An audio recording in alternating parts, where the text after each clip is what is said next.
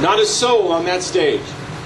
Not a soul on that stage who was running for the presidency on the Republican side, and certainly nobody on the Democratic side, was willing to talk about the issue. No one, and when we had the first debate in February, the Reagan Ranch, Reagan Library, I mean, the question came up, and only because I forced them to talk about it, and it continued to be that way throughout the entire course of the time that I was running, until it got to be about December. And by that time, everyone, well, there was only one person left. That was Rudy Giuliani, and there was a commercial. And I remember it was 11 o'clock at night. It was mid-December, freezing someplace in Iowa, in this little motel.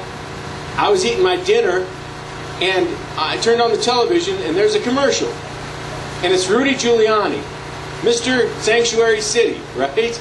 Ran it for years, defended it every single time he could. Here he was saying, "We've got to build the fence. If you elect me, I'll build the fence. I'll stop illegal immigration to this country." At that point, I picked up the phone. I called Babe Buchanan. She was my campaign manager. Wonderful person, by the way. Great, great American. And I said, "Babe, we can pull the plug on this. The last domino has just fallen." There's the last person left on that stage. John McCain, even by that time, was saying things like, "I got the message." I'm still hoping that the message he got is the message we were sending. I'm not positive, but I think so. Now, the fact is we did change the entire course of the debate. Now, it is not unusual at this point in time, considering the situation with Obama and McCain, it's not unusual that they will not be talking about this issue. Number one, there isn't that much of a difference between them, unfortunately. That's the way it is. Number two, none of them want to bring it up because they know it is a hot-button issue. And it affects their base, each one of them. And no matter what they say, they're fearful of losing support of somebody in their base. The closer Obama gets to the idea of enforcing our laws, he's going to alienate his base. The closer John McCain gets to saying things like, you know, amnesty wasn't such a bad idea, he's going to alienate part of his base. So that nobody says anything about it. They're just not going to talk about it. But we're going to force them to no matter what. It's going to happen. It's going to come up through this campaign, I assure you. And they're going to have to deal with it. And here's another thing, guys. When I first came to Congress, 10 years ago, I know that many of you were in the movement even then. And you know what it was like at that point in time. There was no one, certainly no member of Congress that was pushing the issue, no one that wanted to deal with it. I would talk day after day, night after night. People would shy away. I'd walk down the hallway, and they'd move across and go, "Oh, he's going to bring up illegal immigration. I just don't want to talk about it. I know he's going to talk about it." Now, you have to have your tennis shoes on to race down to the House floor to put an amendment on a bill trying to stop illegal immigration, or get tough on the illegal immigration, or do something about the fence. Everybody wants to now, and they pass. They pass it. Nancy Pelosi does not want to bring a full-blown bill to the floor, a true bill that deals with the issue of defense and all the rest, because she knows it will pass. Now, that is a huge change, my friends. That is something you have got to be proud of. And I don't care how many people show up today, and I don't care how many times I'm asked if I think the issue is no longer relevant, that nobody talks about it, so it doesn't matter. I'm telling you, if you're in Congress, you know it matters. You know it matters in your district. And therefore, you do what you can do to try to avoid it. If you don't want to vote for it, you do what you do to try to keep it off the floor. Otherwise, you vote for it the right way. Everybody is doing it today. Everybody's trying to get on our side of this issue. And that is the best indication I can possibly have that we have done our job. It is still out there. John Q. Citizen, and I underline the word citizen. John Q. Citizen knows the power of this issue. They feel it. They will vote in that direction. I'm telling you, it's inevitable. This has gotten a life of its own now. It really doesn't need it doesn't need the spokesman so much anymore, because it has gotten a life of its own. To a large extent because of to a large extent, it's a result of the work of the Minutemen and the people here who have been on the border, who have taken time out of their life because they knew the government was doing nothing. Well, now, all I hear is how important it is to build a fence, how fast they're trying to do it, the raids that are occurring, you know, these raids on all the businesses, and see, we're trying, that this is what ICE is telling me all the time. Listen, we are trying, we're doing everything we can possibly do. If you give me more resources, we'll do more. They're going to build another facility out here, hold 1,400 people.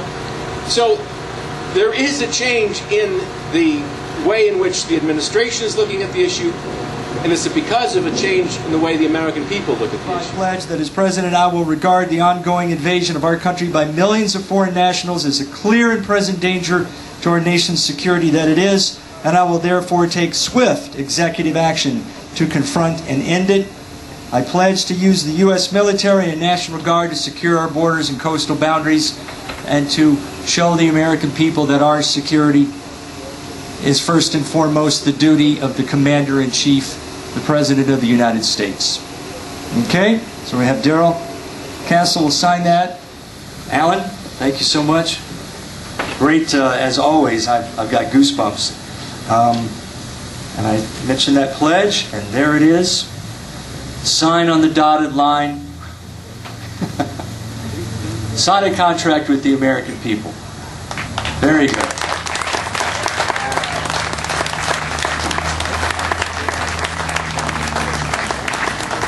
Thank you. Thank you so much. Now we've got nobody wants to talk about this issue, Tom.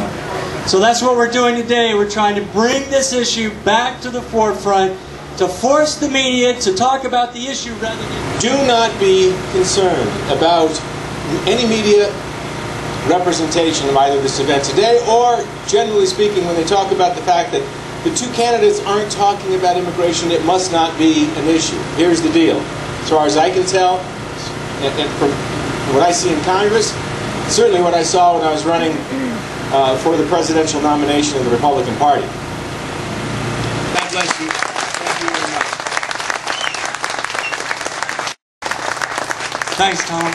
Thank you. Hold on for just a second because, you know, so many people are naysayers, and, you know, while they're asking us, are we disappointed that we don't have a bigger turnout, remember that the turnout is in local communities and in our phone calls.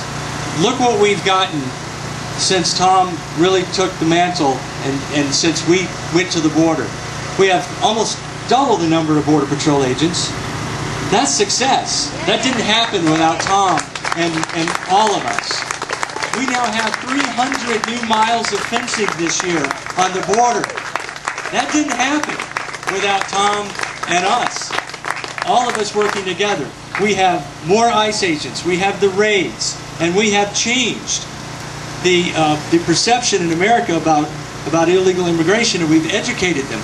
Now, Tom, I know you're not running for president. We wish you were still in there. But we appreciate what you're doing. We issued a public challenge today through the media to all of presidential candidates, but specifically starting here at the DNC to Mr. Obama and Mr. McCain. And we're asking to have a meeting with them to sign this pledge to the American people. And that pledge is very simple.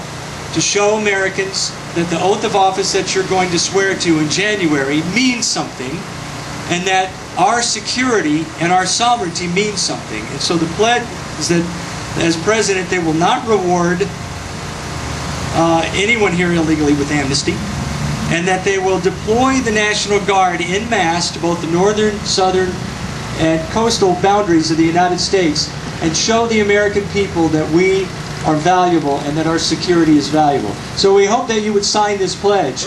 And right here. We've got Tom signing it. And we're taking this to Washington in September, Tom, to hold their feet to the fire. We're going to go door to door to every congressman and senator there with Roger Hitchcock and Fair and all of the people there. And we're going to ask every member of Congress, would they sign this pledge and tell the President you have our permission to use your executive power as Commander-in-Chief to show us that we come first and that national security and public safety is worth every penny and every person that we put out there to protect Americans and immigrants that are here legally. So thank you, Tom, again for being here. Appreciate it.